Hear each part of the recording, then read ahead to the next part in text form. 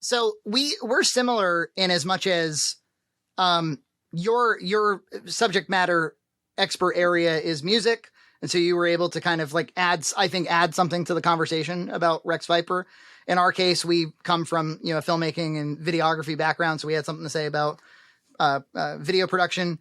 But you mentioned in your video about us that you had been much like us, toiling on YouTube and otherwise for years and years and years. Mm-hmm. And so like, even though you had been like more or less undiscovered for all this time, even though you had been producing all this content, it was still like surprising to run into, you know, another channel where you're like, well, I would watch this. It's just YouTube never showed this to me. So what have you been working on like for the last couple of decades? Oh man. So like my biggest like mistake on YouTube was like when I started out, my thought process was, well, if I do a different video like every time on a different thing, then I'll attract everybody because I'll have something for everybody. It'll be a la carte. You know, if you don't like my video game review, you'll like my music review or my silly skit video or whatever. So for the first like 2 years of YouTube, or maybe 3, I was just throwing shit at the wall and seeing what stuck. And I realized that that's the exact opposite strategy to make a successful channel, because you never grow a following, because you're constantly alienating anybody who you might have won over from one of your more successful videos. So like my philosophy was, you know, like, oh, well, I'll just make all this random shit that I'll have something for everybody. Well, you know, one video would do really well, then the others wouldn't do well. And then what? So it was this really random pattern where I got people would subscribe, but they weren't like following me. Like you guys that have been doing Box Mac, which I finally watched a couple episodes of. Yeah, what, you've done like 200 or so episodes of it? Yeah, not quite, like 180. Yeah. Okay, so and you've been doing that for years. I mean, I can. Yeah. Well, but it's similar on our main channel, Red Cow Entertainment, where we just basically create whatever we want. But yeah, that's generally not how the YouTube algorithm likes it. They want. I think we accepted that the likelihood of our channel growing wasn't very high, and yeah. So the main. I mean, here's what really happened. YouTube was like this bonus thing for us because we were filmmakers. So like much like Bimmy, we you know, we're old enough that like this whole thing started with let's make feature films, and we did 4 of those. Like you know, most of my creative life started off with film festivals and screening, you know, in public and stuff. And then YouTube was, I remember we podcasted a little bit just kind of for fun. And then it was our friend John who was like, let's do this like you know, this funny cooking thing. And then because it got some, like you said, like, you know, you get a couple thousand views per video, you're like, that's successful for me. So because it gained some traction, we went all in on it and took this kind of dumb concept and blew it up into Halloween specials and holiday specials. I saw the Halloween one. We went nuts and applied all of our same like kind of filmmaking rigor to, and that's what kept me creatively fulfilled by it, was like, this is really fun to give this show more than it deserves. Well, and as a result of you sticking to that kind of like theme, like I can tell you guys have followers. You have dedicated followers that have been following you for years because you gave them something consistent, like every time. See, it's a problem actually, because you end up making like, so you accumulate 1,000 people or 2,000 people or something. And then you make all your content for those 2,000 people. And then, and they will trap, you know, if they love your stuff, they'll trap you. They'll be like, because you only have so many hours in the day and you can only work on whatever. And so then when we did like podcast clips and grew a totally different audience who wouldn't be caught dead watching a food review, suddenly we were like, you know, like, you know, should we abandon the first channel? This one seems to have more legs. Well, I know that I was watching one of your videos where you were doing like a breakdown of both channels and how the clip channel, I think you're like easily has the most engagement. Yeah. Even though the main channel, I think is almost at like 20,000 subs. Yeah.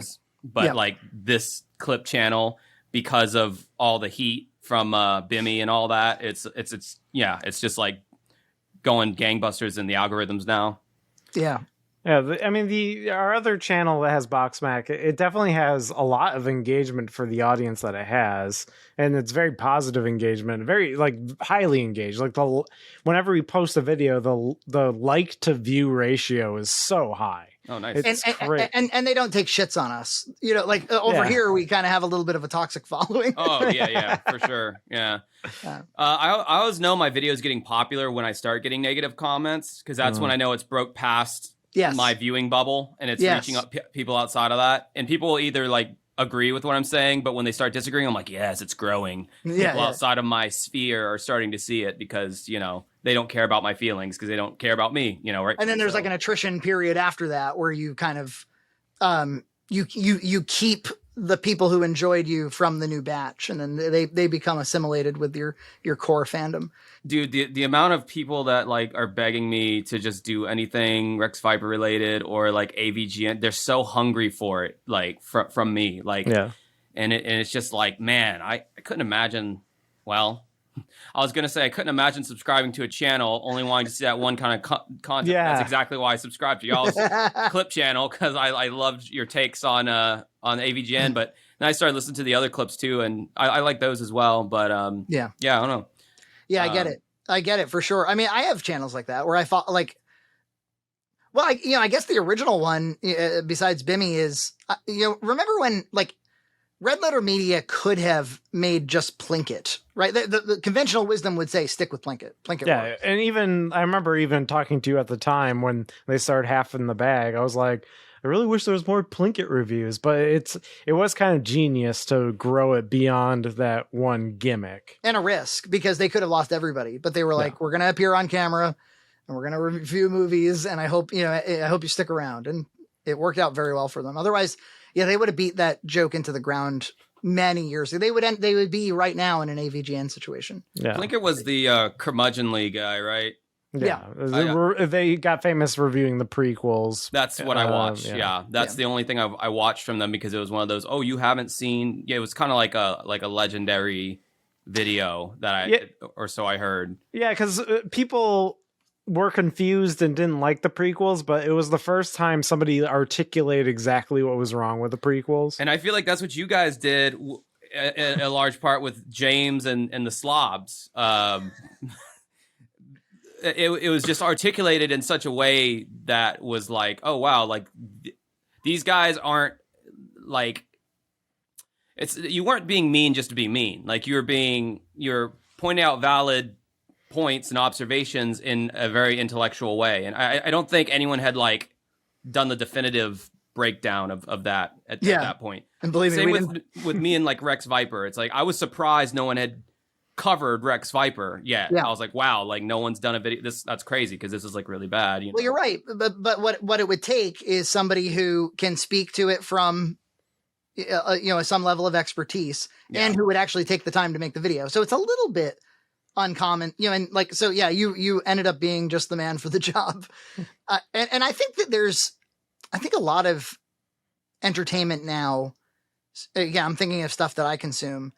There is something very satisfying to the human spirit about hearing somebody articulate something that you kind of knew, but you yourself could not articulate. Yeah, no, totally. That was the appeal of the breakdown of James's room or whatever, his workflow or lack thereof.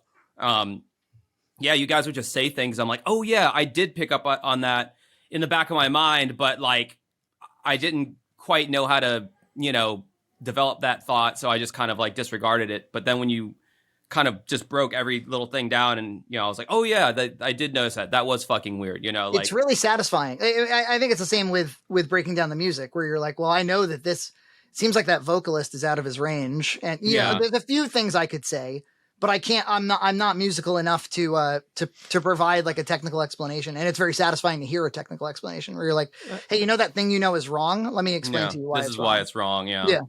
So, Josh, what is your background? Like, were you self-trained as a musician, or? Yeah, I started playing drums when I was like 12. My parents made me try everything, and I hated all sports and anything like that would get me like chicks I didn't like. So I was like, music famously is a chick. Well, eventually, but I started off in the band, or like the high school middle school band, playing percussion, and then I liked it. I think the reason I took percussion was because somebody told me it was easier than everything else. Yeah, no, it is. You don't have to learn. I mean, you don't have to learn notes in the sense of oh, this is a B flat, this is a G. Yeah. It's just like they're all on the same line because it's just rhythm. Right. So yeah, you have to learn quarter notes and eighth notes and shit like that, but you don't have to like play notes. You're hitting shit. I'll always remember I've talked about this on BoxMac, the middle school street beat. We had a street beat for marching band, and they used animal sounds. It was 1, 2, anteater elephant, alligator monkey, alligator elephant, 1, 2, anteater elephant, alligator monkey, snake. Oh, okay. So it was like a pneumatic device so you could remember the rhythm. Yes. Okay. Yeah. So instead of half notes and quarter notes, it was alligator monkey. Okay. Okay. Yeah. That's how they taught us the Spanish alphabet. It was to the tune of dun, dun, dun, dun, dun, dun, dun, dun, dun, dun, dun, dun, dun, like that marching thing in the military or whatever. It was like A B C D E F A whatever the fuck. Things that stick with you.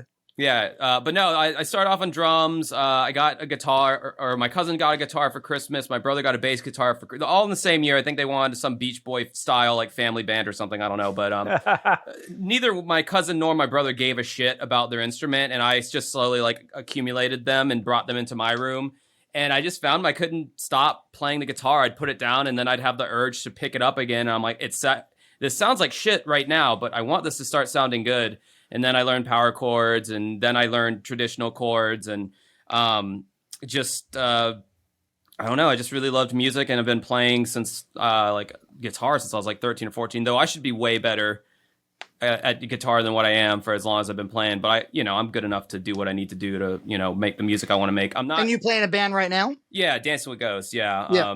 It's my own thing. I started it, and because like throughout my 20s, like I wanted to be in a band. Like I wanted to like make it, as they say, and the biggest problem that I would run into is I would always be a member of a band, and so I had to rely on other people, and we'd always get to a certain point to where we're playing shows, we're doing this, we're getting to the next level, and then the singer quits because the girlfriend's like, it's either the band or me. And it's like, fuck, now we got to find a singer. And the singer is like one of the hardest things to replace in a band. The singer and the drummer are like the two hardest. Getting a good drummer, getting a good singer are the two hardest things to get in any band. I don't care what anyone says. So it was just a series of me joining bands, someone quitting for whatever reason, we can't replace them. I joined a different band. Then that same thing happens. And shit, by the time I was like 26 or 27, I was like, fuck this. I've been doing music on my own anyway on this program called FL Studio. It's kind of like Logic or Pro Tools, but it's more for beat making. A lot of rappers use it, but you can literally like create anything on there. But so I had been doing my own music, and I was like, you know what? I'm just going to start my own thing and just use a bunch of backing tracks, and I don't care. I'm going to make this happen.